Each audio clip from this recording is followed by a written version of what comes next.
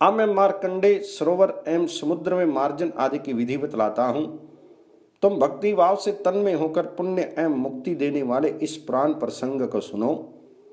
मार्कंडेय सरोवर में सब समय स्नान उत्तम माना गया है, किंतु चतुर्दशी को उसका विशेष महात्म्य है। उस दिन का स्नान सब पापों का नाश करने वाला है। उसी प्रकार समुद्र का स्नान हर समय उत्तम बताया गया है, किंतु पूर्णिमा को उस स्नान का विशेष महत्व है। उस दिन समुद्र स्नान करने से अश्वमेध यज्ञ का फल मिलता है। जब ज्येष्ठ मास की पूर्णिमा को ज्येष्ठा नक्षत्र हो, उस समय परम कल्याण में तीर्थराज समुद्र में स्नान करने के लिए विशेष रूप से जाना चाहिए। समुद्र स्नान के लिए जाते समय मन वाणी शरीर से शुद्ध रहना चाहिए। भीतर का भाव भी शुद्ध हो। मन भगवत चिंतन के लिए सिवा अन्यत्र नहीं जाए। सब प्रकार के द्वंद्वों से मुक्त, वीतराग एवं ईर्ष्या से रहित होकर स्नान करना चाहिए। कल्प वृक्ष नामक वट बड़ा रमणीय है। उसके ऊपर साक्षात भगवान बाल मुकुंद विराजते हैं। वहां स्नान करके एकाग्रचित से 3 बार भगवान जी की परिक्रमा करें। उनके दर्शन से 7 जन्मों का पाप नष्ट हो जाता है और प्रचुर पुण्य तथा अभीष्ट गति की प्राप्ति होती है। अब मैं उन वट स्वरूप भगवान जी के प्रत्येक युग के अनुसार प्रमाणिक नाम बतलाता हूं। बट, बटेश्वर, कृष्ण तथा पुराण पुरुष, ये सत्य आदि युगों में क्रमशः वट के नाम कहे गए हैं। इसी प्रकार सतयुग में वट का विस्तार 1 योजन, त्रेता में पौन योजन, द्वापर में आधा योजन और कलयुग में 1/4 योजन का माना गया है। पहले बताए हुए मंत्र से वट को नमस्कार करके वहां से 300 धनुष की दूरी पर दक्षिण दिशा की ओर जाएं।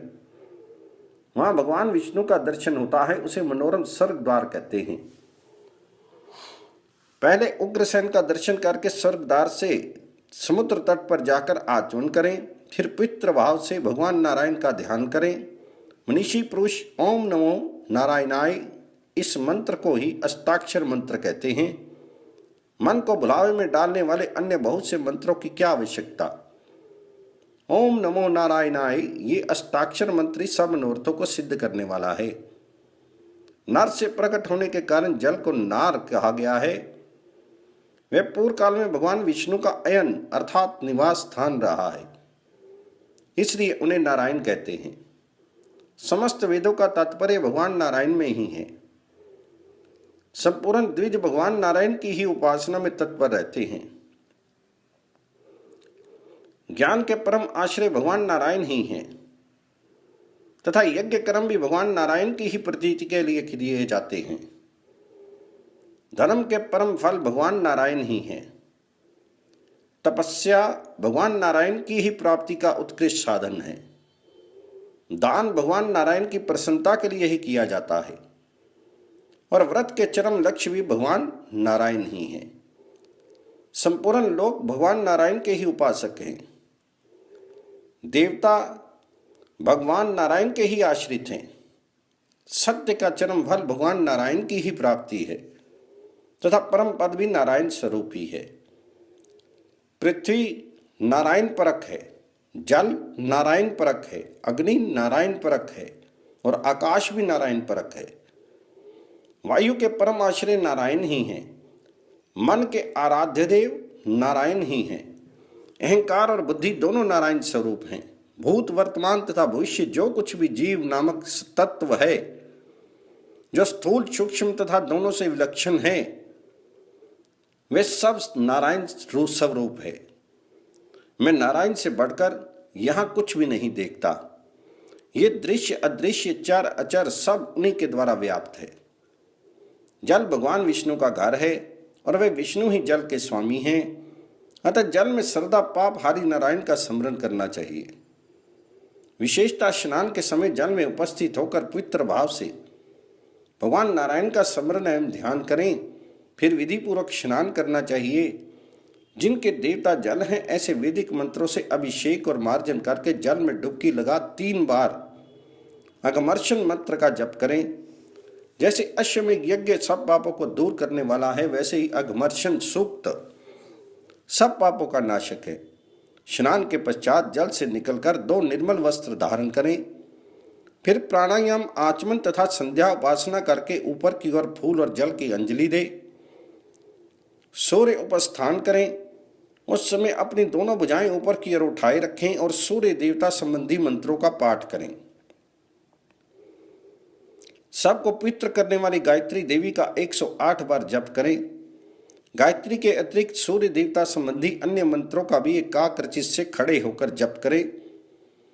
फिर सूर्य की प्रदक्षिणा और उन्हें नमस्कार करके पूरब की ओर मुख कर बैठ करके श्रद्धाएं करें। इसके बाद देवता और ऋषियों का तर्पण करके दिव्य मनुष्यों और पितरों का भी तर्पण करें।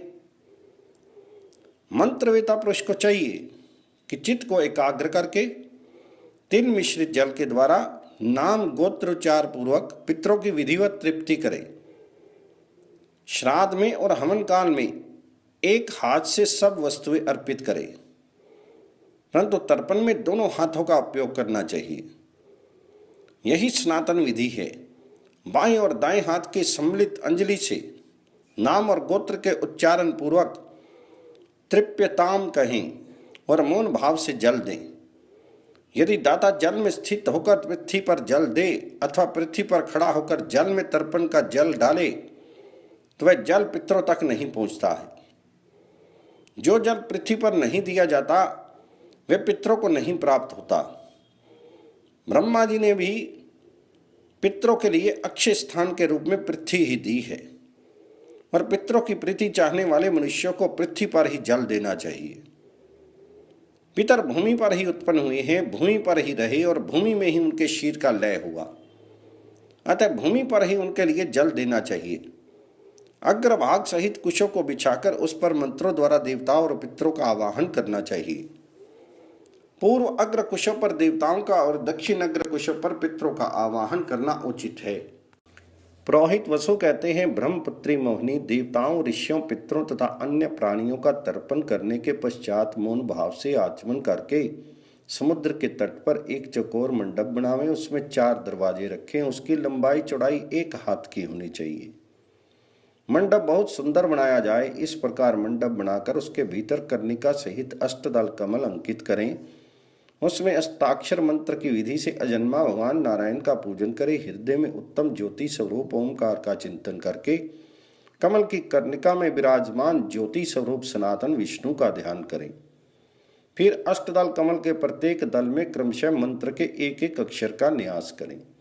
मंत्र के एक एक अक्षर द्वारा अथवा संपूर्ण मंत्र द्वारा भी पूजन करना उत्तम माना गया है। सनातन परमात्मा विष्णु का द्वादशाक्षर मंत्र से पूजन करें। तदंतर हृदय के भीतर भगवान जी का ध्यान करके बाहर कमल की कर्णिका में भी उनकी भावना करें। भगवान की 4 भुजाएं हैं, वे महान सत्व में हैं। उसके श्री अंगों की प्रभा कोटि कोटि सूर्यों के समान है। वे महायोग स्वरूप हैं। इस प्रकार उनका चिंतन करके क्रमशः आवाहन आदि उपचार द्वारा पूजन करें। मीन, वरा, नरसिंह एवं वामन अवतार धारी वरदायक देवता भगवान नारायण मेरे सम्मुख पधारे। सच्चिदानंद स्वरूप श्री नारायण को नमस्कार है। मीन रूपो वराश्च नरसिंहस्त वामन आयातु देवो वरदो मम नारायणो अग्रता। ओम नमो नारायणाय नमः। फिर आसन मंत्र पढ़ना चाहिए। यहाँ कमल की कर्णिका में सुंदर पीठ पर कमल का आसन बिछा हुआ है। मधुसूदन, सब प्राणियों का हित करने के लिए आप इस पर विराजमान हों। सच्चिदानंद स्वरूप श्री नारायण को नमस्कार है। कर्णिकायाम सुपीठे यत्र पदम कल्पित मानसनम सर्वसत्व हितार्थाय तिष्ठ त्वं मधुसूदन। ओम नमो नारायणाय नमः। फिर अर्ध्य मंत्र। ओम त्रैलोक्यपति नाम पते देव देवाय ऋषिकेशाय विष्णुने नमः। ओम नमो नारायण नमः। अर्थात त्रिभुवनपतियों के भी पति, देवताओं के भी देवता, इंद्रियों के स्वामी भगवान विष्णु को नमस्कार है। सच्चिदानंद स्वरूप श्री नारायण को नमस्कार है। फिर पाद्य मंत्र। ओम पाद्यम ते पाद्योर्देव पद्यनाभ सनातन विष्णु कमल पत्राक्ष गृहान मधुसूदन ओम नमो नारायणाय नमः। अर्थात देव पद्यनाभ सनातन विष्णु कमल नयन मधुसूदन, आपके चरणों में ये पाद्य पांव पखारने के लिए जल समर्पित है, आप इसे स्वीकार करें। सच्चिदानंद स्वरूप श्री नारायण को नमस्कार है। फिर मधुपर्क मंत्र। मधुपर्क महादेव ब्रह्म आद्य कल्पितम तव मया निवेदितम भक्ता गृहान पुरुषोत्तम ओम नमो नारायणाय नमः। अर्थात महादेव पुरुषोत्तम ब्रह्मा आदि देवताओं ने आपके लिए जिसकी व्यवस्था की थी, वही मधुपर्क मैं भक्तिपूर्वक आपको निवेदन करता हूँ, कृपया स्वीकार कीजिए। सच्चिदानंद स्वरूप श्री नारायण को नमस्कार है। फिर आचमनीय मंत्र। मंदाकिन्या सितम मारी सर्वपाप हरम शिवम गृहान आचमनीयम तम मया भक्त्या निवेदितम ओम नमो नारायणाय नमः। अर्थात भगवान, मैंने गंगा जी का स्वच्छ जल जो सब पापों को दूर करने वाला है तथा कल्याण में है, आचमन के लिए भक्ति पूर्वक आपको अर्पित किया है, कृपया ग्रहण कीजिए। सच्चिदानंद स्वरूप श्री नारायण को नमस्कार है। स्नान मंत्र। त्वम अपा पृथ्वी चैव ज्योतिस्तवम वायुरेव च लोकेश वृत्तिमात्रेण वारिना स्त्राप्यम हम ओम नमो नारायणाय नमः। अर्थात लोकेश्वर, आप ही जल, पृथ्वी तथा अग्नि और वायु रूप हैं। मैं जीवन रूप जल के द्वारा आपको स्नान करता हूँ। सच्चिदानंद स्वरूप श्री नारायण को नमस्कार है। वस्त्र मंत्र। देव तंतु समायुक्ते यज्ञ वर्ण समन्विते स्वर्ण वर्ण प्रभे देव वासितव केशव ओम नमो नारायणाय नमः। अर्थात देव, केशव, ये दिव्य तंतुओं से युक्त यज्ञ वर्ण समन्वित तथा सुनहले रंग और सुनहली प्रभा वाले दो वस्त्र आपकी सेवा में समर्पित हैं। सच्चिदानंद स्वरूप श्री नारायण को नमस्कार है। विलेपन मंत्र। श्रीरम तेना जाना मई चेष्टां चैव न केशव मया निवेदिता गंध प्रतिग्रह विलिप्यताम ओम नमो नारायणाय नमः। अर्थात केशव, मुझे आपके शीर और चेष्टा का ज्ञान नहीं है। मैंने जो ये गंध, रोली, चंदन आदि निवेदन किया है, इसे लेकर अपने अंग में लगावें। सच्चिदानंद स्वरूप श्री नारायण को नमस्कार है। यज्ञोपवीत मंत्र। ऋग्यजु साम मंत्रेण तीव्रतम पद्य योनिना सावित्री ग्रंथि संयुक्तम उपवीतम त्वार्प्य ओम नमो नारायणाय।